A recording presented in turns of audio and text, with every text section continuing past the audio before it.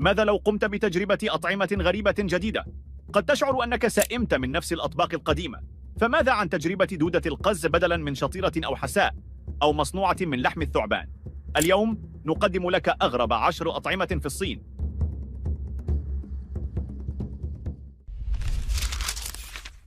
عناكب مقلية.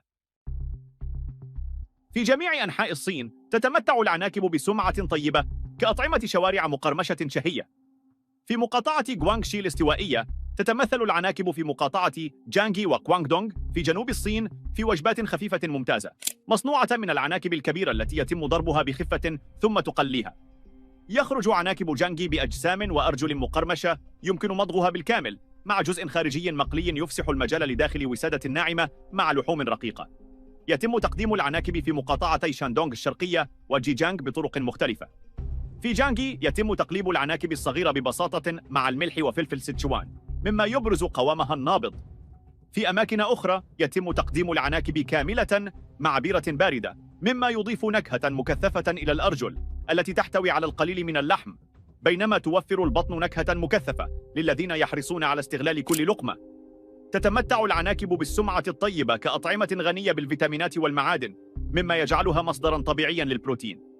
في الصين تتمتع العناكب بسمعة طيبة كأطعمة شوارع مقرمشة شهية، مما يمثل الفخر المحلي وروح مغامرة تذوق الطعام. أولئك الذين يتمتعون بالشجاعة الكافية للاستمتاع بالعناكب يعتبرون أنفسهم من أشد المعجبين بالطعام الشعبي، حيث يتمتعون بالتجربة الحية والرائعة للذوق في الشوارع الصينية.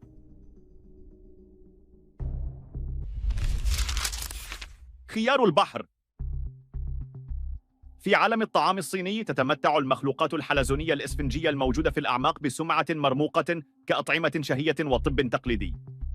يعرف خيار البحر باسم هاشين في اللغة الصينية، ويتم حصاده عبر البحر الصيني الجنوبي. يحتوي خيار البحر على مركب فريد يسمى بروتين سكري فوكوسيلاتي، الذي يعطيه قوامه النطاط الثمين تقريبا المقرمش عند إعادة ترطيبه وطهيه.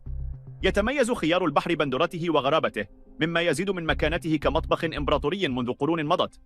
يتم معالجته بدقة ثم يتم إعادة ترطيبه ليكون صالحا للأكل.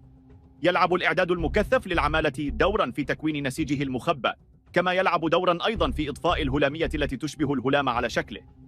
يحظى خيار البحر بالتبجيل لخصائصه العلاجية المزعومة، حيث يعتبره الطب الصيني التقليدي بمثابة منشط علاجي قادر على علاج آلام المفاصل وتعزيز المناعة وتقوية الكلى.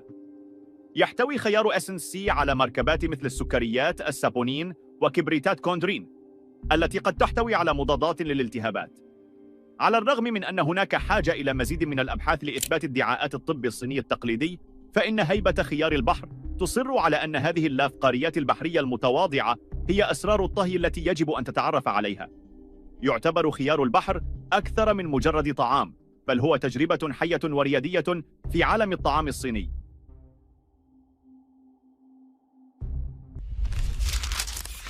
بيض القرن. الابتكار الصيني في تحويل البيض العادي إلى بيض غريب يعود إلى القرن ال18 لا يزال يثير الدهشة. هذا البيض المعروف باسم بيض القرن يتميز بقشرته الفريدة ونكهته المميزة التي تحمل طابعاً تاريخياً. بيض القرن هو أحد الأطعمة المحفوظة الشهيرة في الصين، ويقدر لمظهره الفريد وطعمه القوي. يتم تجهيز بيض السمان أو الدجاج من خلال تغطيته بمزيج من الطين، الرماد، الملح والجير السريع، حيث يعمل هذا المزيج القلوي على تحويل البيض بمرور الوقت. بعد أسابيع أو حتى أشهر يتحول بياض البيض إلى لون بني داكن وشفاف يشبه الهلام، بينما يصبح الصفار أخضر اللون كريمي القوام وحاد الطعم. قد تكون هذه النكهات مفاجئة لمن يجربون البيض لأول مرة، حيث يرى البعض أنه طعام فاخر، بينما يقارنه آخرون بالأجبان ذات الرائحة القوية. البيض يقدم مذاقاً أرضياً غنياً، مع تباين مدهش في الملمس بين الجزء الجيلاتيني من البياض والقوام الكريمي للصفار. يمكن تناول بيض القرن كما هو، أو إضافته إلى أطباق مثل عصيدة الكانجي أو الأرز، أو حتى تقطيعه ودمجه في وصفات أخرى. ورغم اسمه الذي يوحي بأنه قديم للغاية، فإن تسمية بيض القرن لا تعني أنه يعالج لقرون، بل يعود الاسم إلى مظهره الأثري. في الواقع قد يؤدي تخزين البيض لفترة أطول من اللازم إلى فساده. ورغم أن طريقة التحضير غير التقليدية قد تثير تحفظ البعض، إلا أن بيض القرن يبقى رمزاً مميزاً للطهي الصيني، ويعكس القدرة التحويلية لعمليات الحفظ والتخمير، حيث يحتفظ بالتاريخ داخل قشرته حتى يومنا هذا. مئويات مقلية. في الصين وكذلك في العديد من الثقافات الآسيوية الأخرى، الحشرات مثل المئويات يمكن أن تعتبر ليست آفات فحسب، بل مصادر غذائية مهمة يتم تحضيرها بطرق مختلفة مثل القلي أو التجفيف، وتباع كوجبات خفيفة في الشوارع. القلي العميق يمنحها قرمشة مميزة، ويقال أن لها نكهة خفية وملمسا مرضية. من الناحية الطبية تم استخدام الحشرات المجففة مثل الحريش في الطب الصيني التقليدي لعلاج مجموعة من الحالات. يعتقد بعض الناس أن لها خصائص علاجية تساعد في علاج الأمراض مثل الكزاز والتشنجات.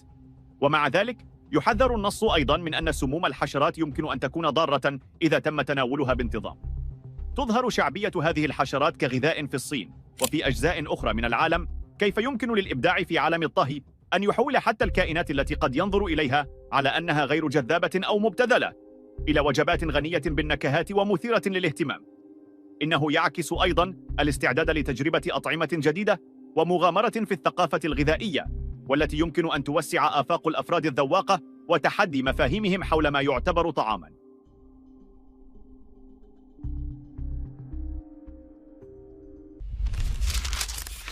حساء الثعابين. حساء الثعابين هو طبق تقليدي في المطبخ الكانتوني، وقد تم تقديره لعدة قرون خاصة في المناطق الجنوبية من الصين. يعود تاريخ هذا الطبق إلى عهد أسرة تشينغ، وكان ينظر إليه كطبق فاخر يقدم للملوك. يعتقد أن لحساء الثعابين فوائد صحية كثيرة، حيث يقال إنه يعزز الطاقة والدورة الدموية. الحساء يحتوي عادة على ما يصل إلى 5 أنواع مختلفة من الثعابين، ويتم طهيه بالأعشاب الصينية العطرية التي تضاف لزيادة الفوائد الصحية وتعزيز النكهة. تشمل الأعشاب المستخدمة في الحساء الجينسينغ للحيوية والأقحوان لتقليل الالتهاب. يوصف مذاق لحم الثعبان بأنه مزيج بين السمك والدجاج، لكنه يمتلك ملمسا خاصا، ويقال إن العظام صالحة للأكل بعد الطهي الجيد. كما يتم استخدام لحم الثعبان المجفف في بعض متاجر الأعشاب التي تروج للحساء كمحفز للطاقة ومعزز الرجولة، مع أن الادعاءات الطبية المتعلقة بحساء الثعابين قد تكون موضع شك في أوساط العلم الحديث، إلا أن الطبق لا يزال يحمل قيمة ثقافية كبيرة في الثقافة الكانتونية. يعتبر حساء الثعابين نقطة فخر وطبق رمزي، ممثلا للمطبخ الصيني الغني بالتقاليد والمتحمس لاستكشاف حدود النكهات والمكونات.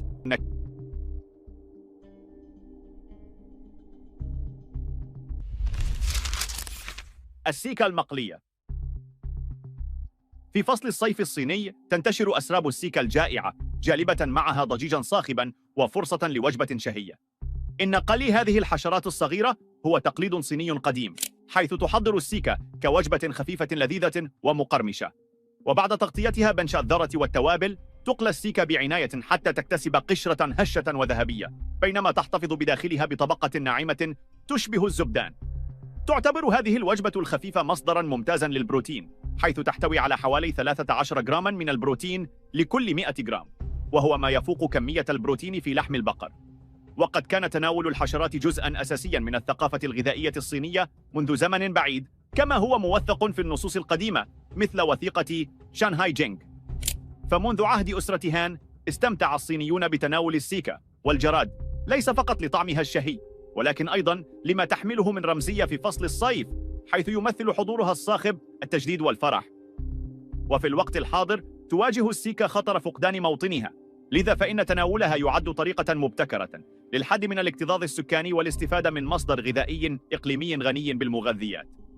تشبه السيكا المقرمشة الصراصير المقرمشة ويرقات دودة القز، مما يجعلها وجبة خفيفة شهية.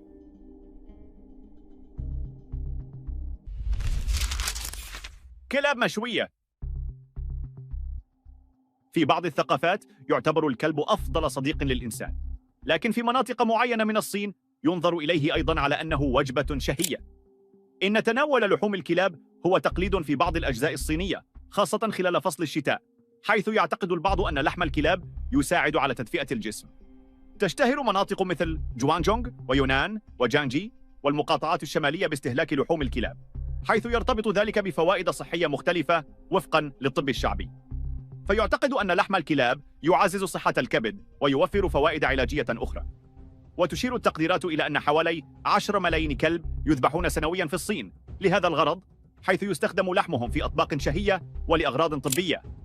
وتشتهر منطقة غوانغ شي بمهرجانها السنوي للحوم الكلاب، والذي يستمر لمدة 10 أيام، حيث يتم ذبح الآلاف من الكلاب لتلبية الطلب على هذا الطبق المثير للجدل. إن تناول لحوم الكلاب هو ممارسة مثيرة للجدل، وتواجه انتقادات من محبي الحيوانات والمدافعين عن حقوقها، مما يسلط الضوء على الاختلافات الثقافية في تصورات الطعام والتقاليد.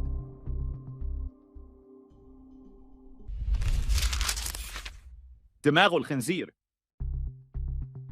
دماغ الخنزير على الرغم من كونه مكوناً مثيراً للجدل، إلا أنه يحظى بتقدير كبير في المطبخ الصيني منذ قرون. يضفي هذا المكون الغني والناعم نكهة دهنية مميزة على الأطباق الساخنة، وقد تم ذكره في النصوص الصينية القديمة التي تعود إلى أكثر من 2000 عام خلال عهد أسرة هان. تقليدياً كان يعتقد أن حساء دماغ الخنزير يعزز الذكاء والذاكرة والإدراك، مما جعله تخصصاً في بعض مناطق الطهي مثل تشونغ دو. عند طهيه بعناية يكتسب دماغ الخنزير قواماً ناعماً يشبه الكاسترد، مع نكهة كريمية رقيقة تشبه التوفو إلى حد ما. يقارن البعض مذاقه بنخاع العظم، حيث يمتص نكهات مرق الوعاء الساخن، مما يخلق تجربة طعام فريدة. وتعتبر الأجزاء الأكثر قيمة هي تلك الموجودة في جذع الدماغ، والتي توفر قواماً أكثر صلابة ونكهة أكثر كثافة. ومع ذلك فقد أدت المخاوف الصحية المتعلقة بارتفاع نسبة الكوليسترول واحتمالية الأمراض العصبية إلى انخفاض شعبيته.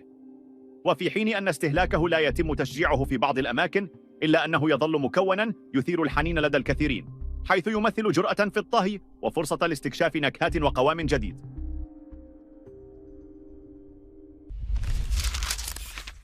المحار العملاق.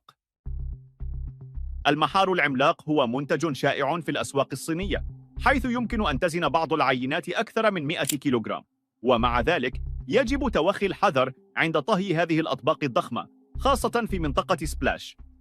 يعتبر المحار العملاق من الأطباق الفاخرة، ويرجع ذلك جزئياً إلى عضلاته الكبيرة التي تحافظ على صدفته مغلقة بإحكام كوسيلة دفاعية للبقاء على قيد الحياة. تجعل هذه العضلات المحار الخام عرضة للتشنجات المفاجئة عندما تتشقق الصدفة بعد الموت، مما يمكن أن يؤدي إلى إخراج تيار من الماء في المأكولات البحرية. في حين أن المحار الصغير قد يكون آمناً للأكل النيء، يفضل الطهاة الصينيون عادة تقطيع وطهي العينات الأكبر لتجنب مثل هذه المفاجآت. عند طهيها أو قليها يصبح لحم المحار طرياً ويقدم نكهة محيطية حلوة. بالإضافة إلى ذلك يوفر الوشاح الصالح للأكل ذو الألوان الزاهية وجبة بصرية تتجاوز أبعادها المثيرة للإعجاب. كان المحار العملاق وفيراً في موائل الشعاب المرجانية في آسيا والمحيط الهادئ قبل الإفراط في حصاده، مما أدى إلى تضاؤل أعداده. ومع ذلك لا يزال مستقبل هذه الأعاجيب البحرية غير مؤكد. تمثل هذه الكائنات البحرية تقاطعاً لا ينسى بين متعة الطهي والعجائب البيئية للكائنات البحرية. المحار العملاق يبقى طعاماً فاخراً في الصين، حيث يتم تقديمه في المطاعم الفاخرة ويتمتع بشعبية كبيرة بين الأغنياء.